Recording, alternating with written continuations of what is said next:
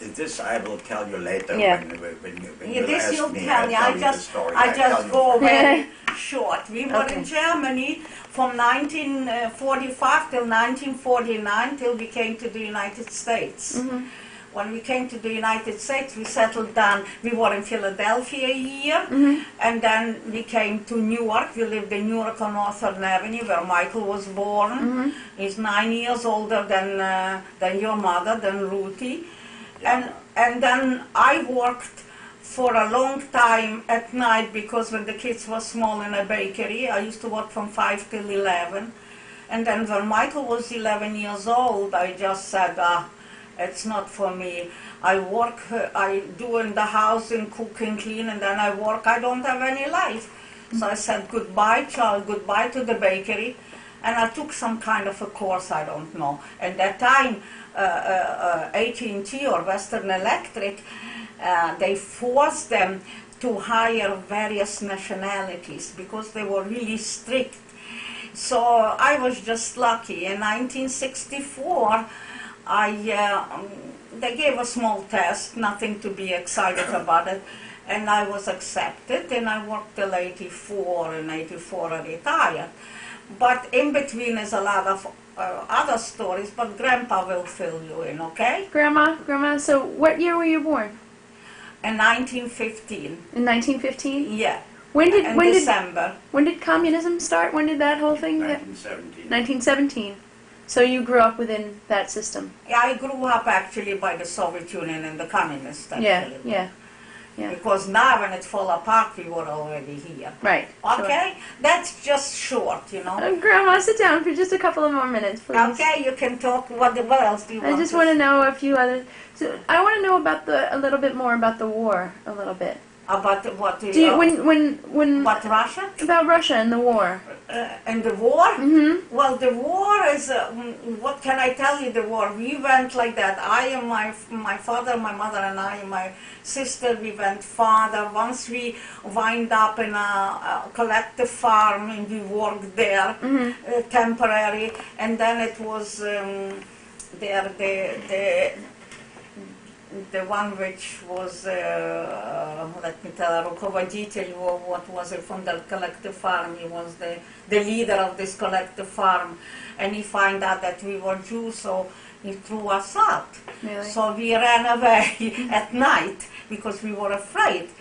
And so we were just traveling as the war went, and that time, you know, during the war, all the trains, you can hop on a train and go. You didn't even know where you're going. Mm-hmm. Actually, we didn't, you know, on the way, my father had a few pairs of shoes unfinished and he had leather, so he sold it. Actually, we didn't have any money. We didn't have too much at all. Yeah. We were, I sold even stockings which I had a few dresses, and we worked and we got bread, and we went farther and farther till we went up, and then we wind up in Chargeau. Chargeau, this was before Tashaus.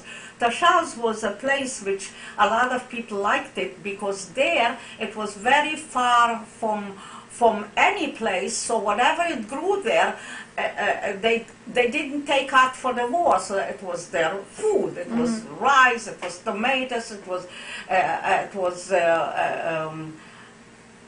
oil, you know, that you can cook, you know. So people, when they heard Tashaus, they used to say, Dashaus, Dashaus. They were all excited. That means you go a place where you can eat.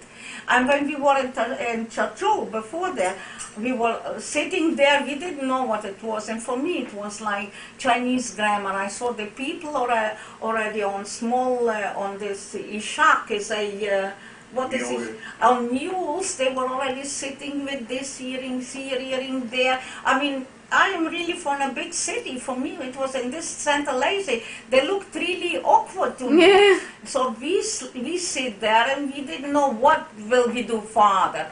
So near us was sitting a man, an elderly gentleman, and he asked me, from also Jewish man, and he said, from where are you and what are you? So I said him, what the profession? He says, let's go, it will be it was a big with horses, and the wheels were very big like that, because there at no roads or something like that. Sometimes if it's raining, the horses used to drown in the mud. So he said I forgot a lot of things. He said to us, "Oh, you'll be able to get a job." So we went to Tash house, and sure enough, I got a job right away for my profession. And this business had a few houses. They gave me even a place where to live, and this was like from heaven, with electricity and with a and a floor, because there is all mud, and everything was like small houses. If it was a big rain, the houses fell apart. Oh, wow. Well, this is okay. And what else? No, okay. Did you? I mean, as being Jewish in Russia, Well, that is was it- anti-Semitism. It can't help it. We weren't accustomed to it. you were It accustomed still is there. You can't help it. That's the way it is. In the United States, it's also a little bit. Let's face Sure. it. You don't feel it. I mean, this is the best country in the world. I will never. If somebody said something for the United States, ask Grandpa, I would kill him, because for me, I think United States, if a person wants to work, he can always find Yeah. work. Yeah. Well, but Are you happy you ended up here? Oh yeah. I personally, yeah. Yeah. Well, Grandpa wanted to go to Israel, but I wanted to take only the man. So I was afraid to be stuck alone again with Ruthie, and I didn't know anybody. Yeah. They only that time wanted to take, because the war, Israel war wasn't at war, So they want only the young men. And Yeah. we were young once upon a time, Okay, you go. Grandpa is going, because I had enough. You had Thank enough. you. Thank you. Thank you, Grandma. You're welcome. So how did I do? Okay. You did lovely. You did amazing. Okay, and later I'll sing you a Russian song if you want. Of course. Mainly I need an ashtray. Hi, Grandpa. Okay, hi. What do you want to know? I want to know. Tell me about your childhood. My childhood. Yeah. Tell me when you were born. Tell me what it was like. Well, I'll tell you what it's like. First of all, I was born in Berlin, Germany.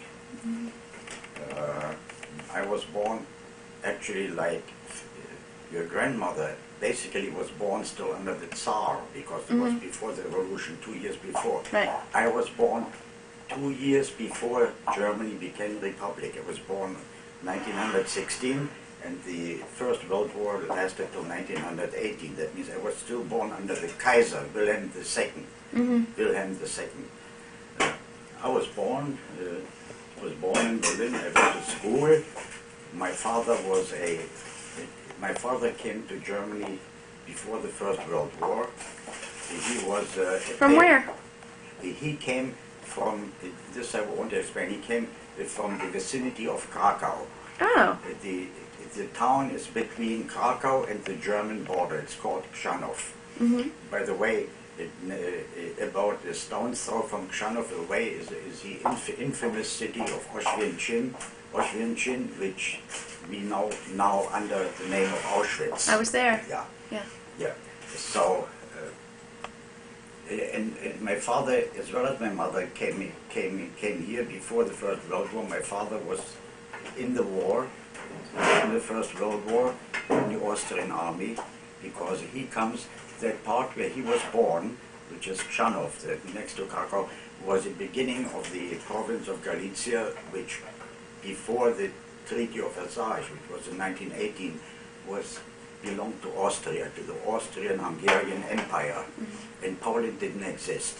Poland was only created again at the Treaty of Versailles, and they took the province of Galicia and part of the Polish part which belonged to Russia, which was Warsaw and so on, which was called Congress Poland, because it was created during the Congress at Vienna in 1813.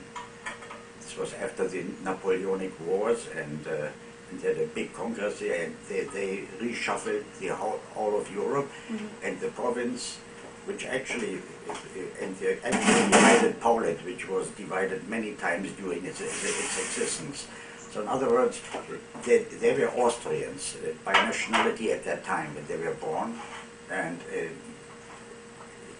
my father was a tailor by profession, and he came to Germany, and during the furlough, during the war in 1915, he came on furlough, and he created me at that time because I was born in 1916, which is a year later.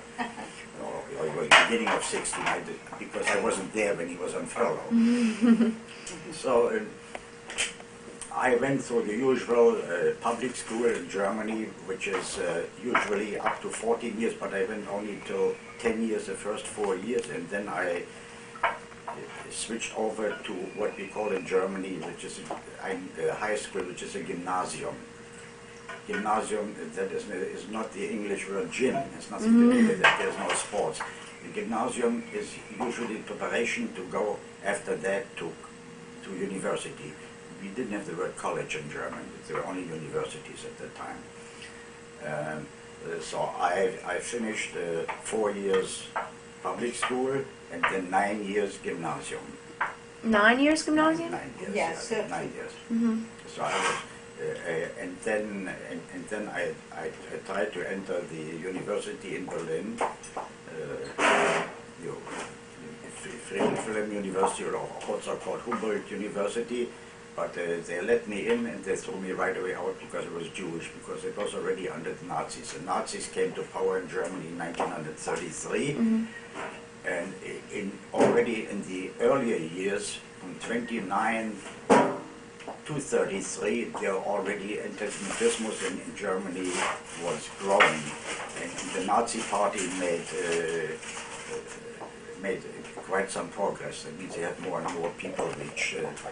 So, as I said, Hitler came to power in 1933, but I finished gymnasium and I went to university for about a couple of weeks, and they threw me out right away. It was the end of it. Tell the story about your last name, Grandpa. What? Your last name story. My last name story is follows. My name is Adolf Lemberger Goldstein. Due to the fact my grandfather was Pinkus Lemberger. He was he was a merchant. I really don't know what he did as a merchant. I only know that he was on our Stammbuch, this is a book where the history of our family is listed as a Kaufmann, which in English is merchant. Merchant. I know that in later years, when he was very old, he was in charge of the cemetery there. They gave him kind of a position where he didn't have to work anymore, because at that time he was in the 70s. Before that, he was also cantor in the synagogue. That means he sang. You know most probably what a cantor is. Okay. All right. So.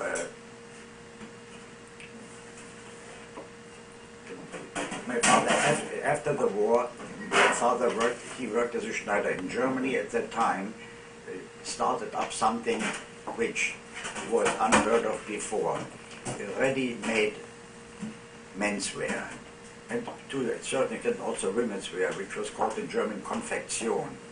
Konfektion, that means where suits were made and they were put in a department store as it is today, and you take it there and you try it on. If it fits you, you buy it. If it doesn't fit you, it is being altered.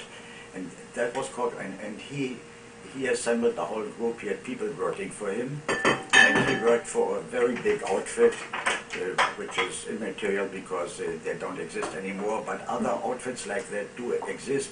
Some of them even came to America, like an outfit called Peek and Kloppenburg, which is like somewhere in the Midwest, or was in Chicago or somewhere, I really don't know. So he was rather well off. I mean, he had a maid. He had a maid till the beginning of Hitler's time, when it was prohibited for German girls to work for Jewish households. So that was the end of maids. At that time, no thanks.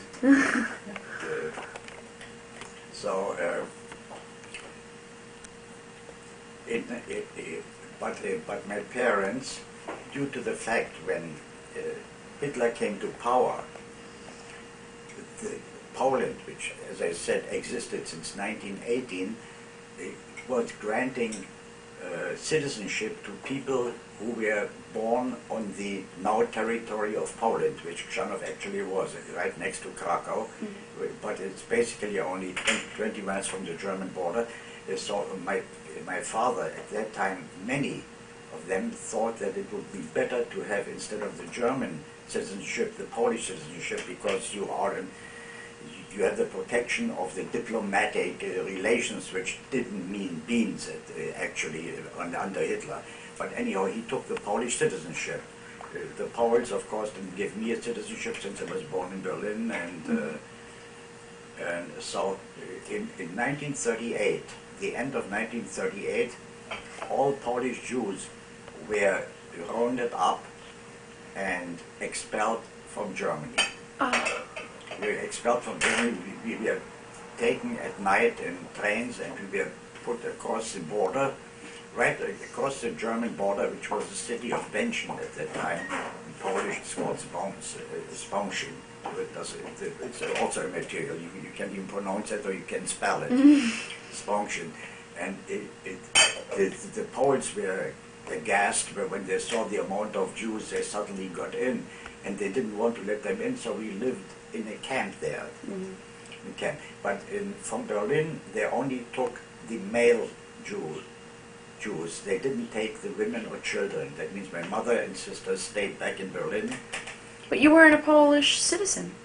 I was not a Polish citizen, but Hitler considered, since I'm the son of a Polish citizen, they threw me out too. It is not like in America or in many other countries, when you're born there, you're a citizen automatically. Right. It didn't work that way, because they said you are what your father is. Okay. And my father at that time was a Polish citizen. So we came to that. We came into a camp at the German-Polish border, on the Polish side, of course, and we stayed there for about from 38 till 39, almost not quite a year. Not quite a year. In the camp you stayed? In the camp, yes. What did you do in the camp? In the camp, I was the chief of police amongst other things. But He's always a chief. we made something. We made something. We made our own administration. We got help at that time from the Jewish communities around the world. They sent us food. The Poles gave us very little, but anyhow, somehow we survived in there. But in order to keep order, we created a group of people which kept order in the camp, because there were quite a few thousand people in there. So, and they elected me chief of police there this way. Did you in the camp they just let you, they give you housing and that's it, or you couldn't go to school, you couldn't work, or you couldn't get out of the camp? How did it work? We couldn't get out of the camp. Okay. No. We couldn't leave the camp. There was really nothing around the camp. It was not like the much dreaded concentration camps. Right. It was a camp which you just couldn't leave. Right. There was no place to go unless you had a document where you could go. Okay. And I also have to add something. In my youth, when I was 14 years old, approximately 14 years old, in Germany, I joined the Zionist movement. I became a Zionist. The Zionists have the same spectrum of politics as any other country, from the far left to the far right. I belong to the far right. The far right was an organization which was called at that time the Betar, or Revisionists, and one of their later leaders became later on president of Israel. His name was Begin, Menachem Begin. He was a revisionist. So now, I became also in the camp. We had quite a few members too, and I became the Hebrew word is Rosh Betar, chief of the Betar, chief of that organization too. And I took groups of people and send them off to illegal immigration into Palestine. At that time there was no state of Israel yet, of course. Right. And this was it. Yeah, this was in 39. 39?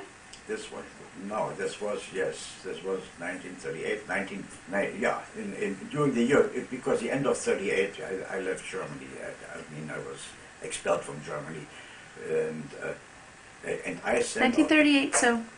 So did you thought that you were going back to Germany after the war was over then, right? In 1938 was no war yet. Oh, right. Okay. In 1938 was no war. That's right. I'm sorry. I'll come to it.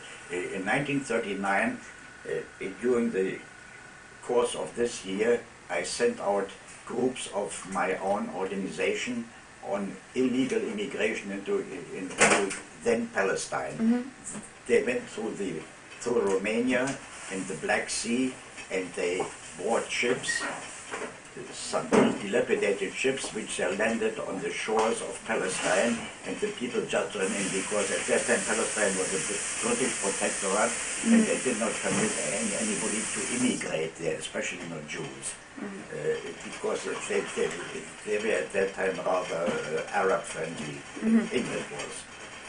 So with the last group, I was supposed to leave, but an unfortunate thing happened on August, September 1st, or thereabouts in 39, Germany invaded Poland and started the Second World War. So I said goodbye to my parents, and To your parents, but your mother was back in Germany.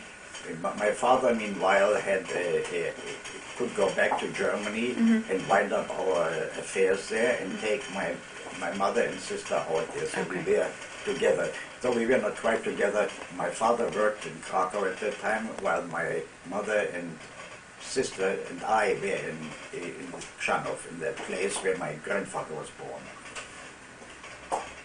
And so now let me see how to continue. With the last group, I was supposed to go, and while I was in Chrzanów, the first bomb fell on about 1 mile away from us. The first bomb, the Germans invaded Poland. So the Jews started to run, of course, into the interior. They wanted to run to Krakow, which was an alleged fortress. It was no fortress whatsoever, it doesn't matter. But they thought in Krakow they would be safe, but we never made it to Krakow. We were taken prisoners by the Germans in the little city and rounded up because Polish partisans had killed some German troops in there, so they took a dim view of that and rounded everybody up to be shot. They let the people go below 18 and above 60, but the others were taken away by marches to a factory town, Zawiacze, which is also a material nobody knows really where it is. I know where it is. And they kept us there, and they made some funny things with us. They started already their, well, would you say, the harassment of Jews in a very bad way. You know, on the way there, people who couldn't make it were shot in the back. You know, they couldn't make it, they were killed. But we were there. But after a while, the Germans, meanwhile, had occupied all of Poland, and they wanted this factory town to start working again, so they let us go back to Chrzanów. I was sitting there since I was the only one of the whole goddamn group who spoke German. They put me down and I registered the people to whichever town they went back, and I went back with a group of people to Chrzanów. Did you speak Polish as well?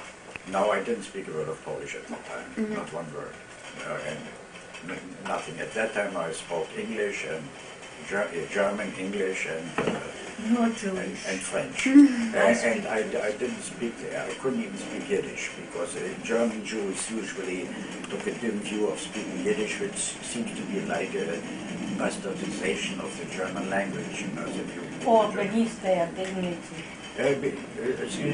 You might say yes. The German Jews were very